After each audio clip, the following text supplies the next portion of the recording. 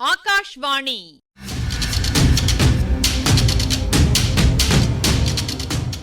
பொன்னியின் செல்வங்கள் வாசிப்பும் ஆய்வும். வாசிப்பவர் ராமசுவாமி சுதர்சன் அவர்கள்.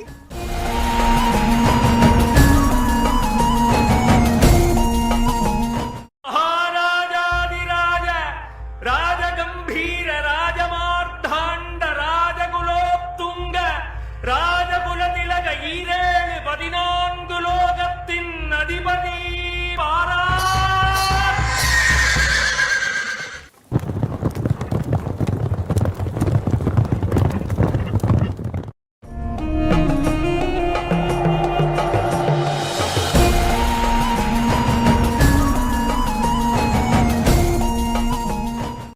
வந்தியத்தேவன் திடுக்கிட்டு கண் விழித்தான்.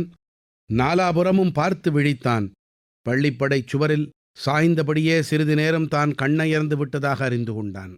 அந்த அரை தூக்கத்தில் கண்ட பயங்கரமான கனவை மறுபடி நினைத்துப் பார்த்தான். கனவுதானா அது?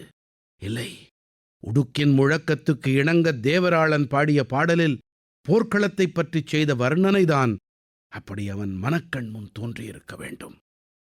அந்தச் சமயம் தேவராளன் பாண்டியர் படைக்கு முன்னால் பல்லவரும் கங்கரும் தோற்று ஓடியதைப் பற்றி பாடிக்கொண்டிருந்தான். அதை கேட்டுக்கொண்டிருந்தவர்கள் சிரித்த களிச்சிரிப்புதான் அப்படி அநேகாயிரம் பேய்களின் சிரிப்பைப் போல ஒலித்து வந்தியத்தேவனை திடுக்கிட்டு கண்விழிக்கச் செய்திருக்க வேண்டும். உடுக்கு முழக்கம் திடீரென்று நின்றது. தேவராளனும் பாட்டை உடனே நிறுத்தினான். சற்று தூரத்தில் ஒரு தீவர்த்தி வெளிச்சம் தெரிந்தது. அது நெருங்கி நெருங்கி வந்தது. தீவர்த்தி வெளிச்சத்தைத் தொடர்ந்து ஒரு பல்லக்கு வந்தது. பல்லக்கைச் சுமந்து வந்தவர்கள் அதை கீழே இறக்கி வைத்தார்கள். பல்லக்கின் திரைகள் விலகின.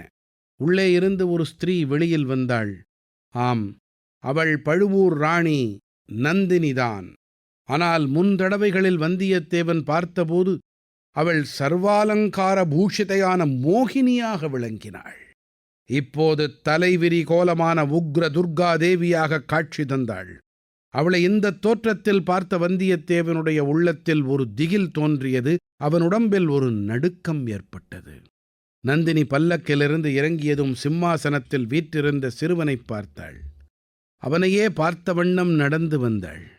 சிறுவனும் அவளையே பார்த்து கொண்டிருந்தான். மற்ற அனைவரும் அவர்கள் இருவரையும் பார்த்து கொண்டிருந்தார்கள். சிறுவனை பாழும் மண்டபத்துக்கு தேடி ஓடி வந்த ஸ்திரீ, அவனால் அம்மா என்று அழைக்கப்பட்டவள், சிம்மாசனத்துக்கு பின்னால் நின்று கொண்டிருந்தாள். நந்தினி சிறுவன் அருகில் வந்ததும் தன் இருகரங்களையும் நீட்டினாள்.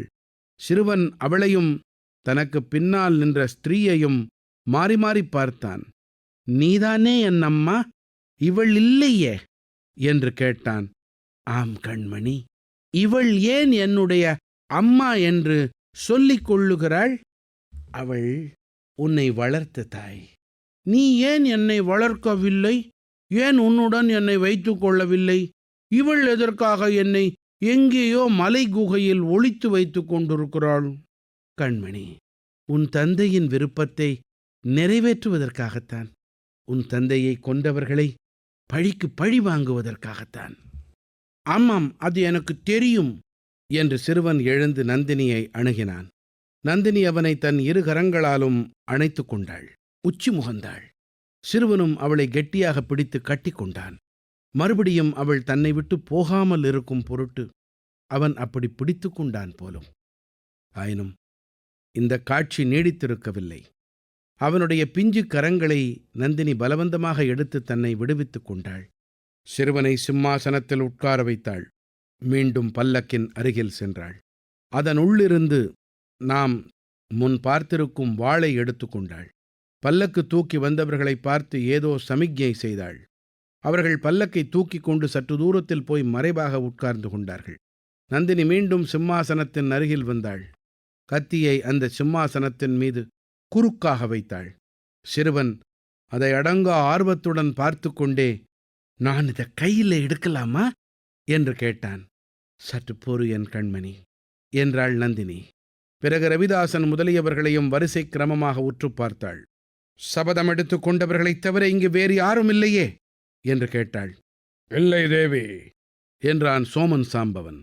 ரவிதாசனை பார்த்து நந்தினி சேனாதிபதி என்று ஆரம்பித்தாள். ரவிதாசன் சிரித்தான். இன்றைக்கு உமக்கு சிரிப்பாக இருக்கிறது. அடுத்த மாதம் இந்த நாளில் எப்படி இருக்குமோ யார் கண்டது? தேவி, அந்த நல்ல நாள் எப்போது வரப்போகிறது என்று எத்தனையோ காலமாக நாங்கள் காத்து கொண்டிருக்கிறோம். ஐயா, நாமோ ஒரு சிலர். நம் சக்கரவர்த்தி சின்னஞ்சிறு குழந்தை. சோழ ராஜ்யம் மகத்தானது. சோழர்களின் சேனாபலம் அளவற்றது.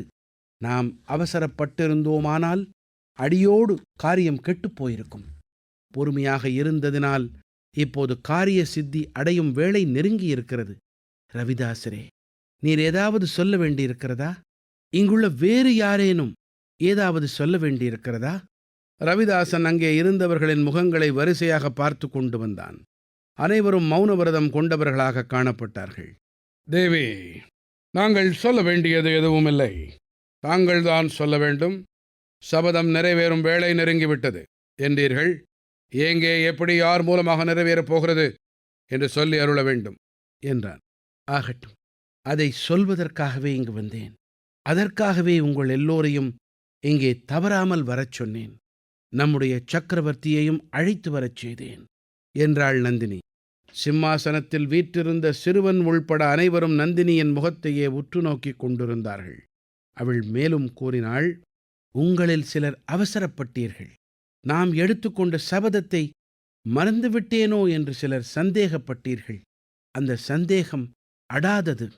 மறவாமல் நினைவு வைத்துக் கொள்ள உங்கள் எல்லோரைக் காட்டிலும் எனக்குத்தான் காரணம் அதிகம் உண்டு. இல்லை, நான் மறக்கவில்லை. சென்ற 3 ஆண்டுகளாக அல்லும் பகலும் அனவரதமும் நான் வேறு எதைப் பற்றியும் சிந்தித்ததில்லை. நாம் எடுத்துக்கொண்ட சபதத்தின்படி பழிவாங்குவதற்கு சமய சந்தர்ப்பங்களையும் தந்திர உபாயங்களையும் தவிர வேறு எதையும் பற்றி நான் எண்ணியதில்லை. எங்கே சென்றாலும், என்ன காரியம் செய்தாலும், யாரிடம் பேசினாலும் நமது நோக்கம் நிறைவேறுவதற்கு அதனால் உபயோகம் உண்டா என்பதைத் தவிர வேறு எந்த நினைவும் எனக்கில்லை. சமய சந்தர்ப்பங்கள் இப்போது கூடியிருக்கின்றன. சோழ நாட்டுச் சிற்றரசர்களும் பெருந்தர அதிகாரிகளும் 2 பிரிவாகப் பிரிந்திருக்கிறார்கள். பழுவேட்டரையர், சம்புவரையர் முதலானோர் மதுராந்தகனுக்கு பட்டம் கட்ட முடிவு செய்து விட்டார்கள். கொடும்பாளூர் பூதி விக்ரமகேசரியும் திருக்கோவலூர் மலையமானும் அதற்கு விரோதமாயிருக்கிறார்கள். பூதி விக்ரமகேசரி தென் திசை சைன்யத்துடன் தஞ்சை நோக்கி வருவதாக கேள்விப்படுகிறேன். திருக்கோவலூர் மலையமான் படை திரட்டி வருவதாகவும் அறிகிறேன். 2 தரப்பாருக்கும் எந்த நிமிஷமும் யுத்தம் மூளலாம். தேவி, அப்படி யுத்தம் மூளாதிருப்பதற்கு தாங்கள் பெருமுயற்சி செய்து வருவதாக கேள்வியுறுகிறோம். கடம்பூர் சம்புவரையன் மாளிகையில் சமரச பேச்சு நடக்கப் போவதாக அறிகிறோம். ஆமாம், அந்த ஏற்பாடு செய்திருப்பது நானேதான். ஆனால் என்ன காரணத்திற்காக என்று உங்களால் ஊகிக்க முடியவில்லையா? முடியவில்லை ராணி. ஒரு பெண் உள்ளத்தின் ஆழத்தை கண்டுபிடிக்க சர்வேஸ்வரனால் கூட முடியாது என்று பெரியோர்கள் சொல்லியிருக்கிறார்கள். எங்களால் எப்படி முடியும்? அது உங்களால் முடியாத காரியம்தான். நான் சொல்லுகிறேன், தெரிந்து கொள்ளுங்கள். நம்முடைய சபதம் நிறைவேறுவதற்கு முன்னால் சோழ ராஜ்யத்தில் இந்த உள்நாட்டுச் சண்டை மூண்டால் அதன் விளைவு என்னாகும் என்று சொல்ல முடியாது. சுந்தர சோழன் இன்னும் உயிரோடு இருக்கிறான். அன்பில் பிரம்மராயன் ஒருவனும் இருக்கிறான். இவர்கள் தலையிட்டு 2 கட்சிக்காரர்களையும் அடக்கி விடுவார்கள். அல்லது ஒரு கட்சி தோற்று இன்னொரு கட்சி வலுத்து விட்டாலும் நமது நோக்கம் நிறைவேறுவது அசாத்தியமாகிவிடும். அதற்காகவே இந்த சமாதான பேச்சை இப்போது தொடங்கியிருக்கிறேன். சண்டை உண்மையாக மூழுவதற்குள்ளே நம் நோக்கத்தை நிறைவேற்றிவிட வேண்டும். அப்படி நிறைவேற்றிய பிறகு சோழ ராஜ்யத்து சிற்றரசர்களுக்குள் மூழும் சண்டைக்கு முடிவே இராது. ஒரு கட்சியாரும் சர்வநாசம் அடையும் வரையில் சண்டை நடந்து கொண்டே இருக்கும்.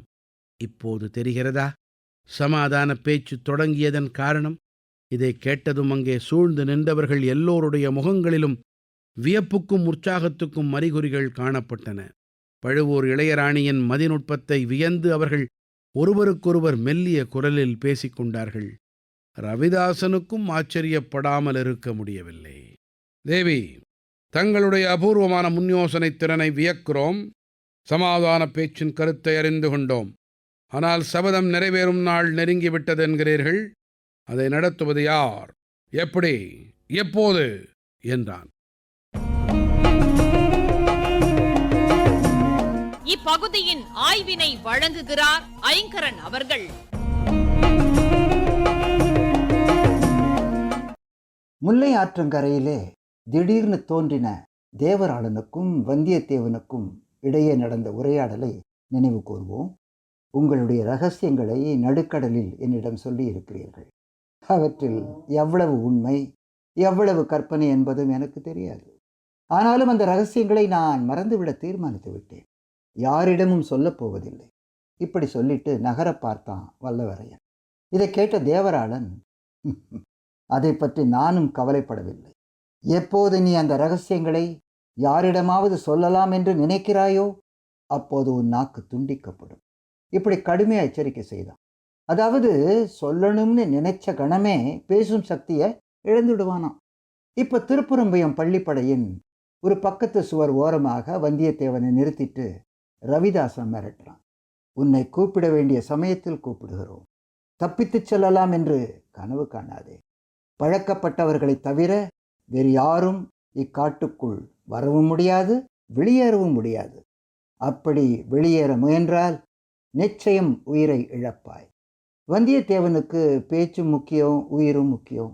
இந்த 2 பேருடைய மிரட்டல்களின் பின்னால ஒளிஞ்சிருக்கிற அச்சம் எத்தகையதுன்னு அவனுக்கு தெரியும். மேலும் எதிர்பாராத வகையில் இங்கே வந்து சேர்ந்துட்ட பிறகு நடக்க போகிற நாடகத்தை பார்க்காம எதுக்கு தப்பி ஓடணும்? நாடகக்களம் பகைவனின் பள்ளிப்படையை ஒட்டிய காடு. வேளை இரவின் 2ஆம் ஜாமம். மங்கின ஒளியில நடிப்பு வீரபாண்டியனின் ஆபத்துதவிகள். முன்னிலை 4 வயது கொண்ட குட்டி சக்கரவர்த்தி. கடம்பூரில் ஒற்று வேலை பார்க்குற இடும்பன்காரி உடுக்கு. வேலநாட்டம் ஆடி ஆவேசமாக பேசின தேவராளன் பாட்டு. முந்தைய காட்சிகளில் அணிமணிகள் பூண்டு மோகினியாக வந்த நந்தினி இப்போ தலைவிரி கோலமாக காணப்படுறா. தனக்கு ஒரே ஒரு சூச்சகமாக இருப்பதாக சொன்ன வாள் அவ கையில். பெண்ணே, நினைவில் வைத்திருக்க வேண்டிய சில சம்பவங்களை மறந்து விட்டாய் போல இருக்கிறது. இப்படின்னும் வந்தியத்தேவனை பற்றி, அந்த வாலிப வழிப்போக்கன் இங்கு எதற்காக வந்தான்? அவனிடம் இவ்வளவு நேரம் என்ன சல்லாபம் செய்து கொண்டிருந்தாய்? இப்படின்னும் அன்னைக்கு வெறிகொண்டு கத்தின மந்திரவாதி ரவிதாசனுக்கு எப்படி பதிலடி கொடுக்கிறா பாருங்க. சபதத்தை மறந்துவிட்டேனோ என்றும் சிலர் சந்தேகப்பட்டீர்கள். அந்த சந்தேகம் அடாதது. எங்கே சென்றாலும், என்ன காரியம் செய்தாலும், யாரிடம் பேசினாலும் அதனால் உபயோகம் உண்டா என்பதை தவிர வேறு நினைவு எனக்கு இல்லை.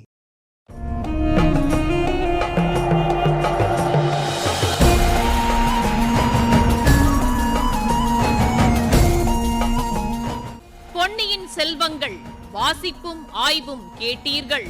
வாசித்தவர் ராமசுவாமி சுதர்சன் அவர்கள். ஆய்வினை வழங்கியவர் ஐங்கரன் அவர்கள். படைப்பு சென்னை வானொலி நிலையம்.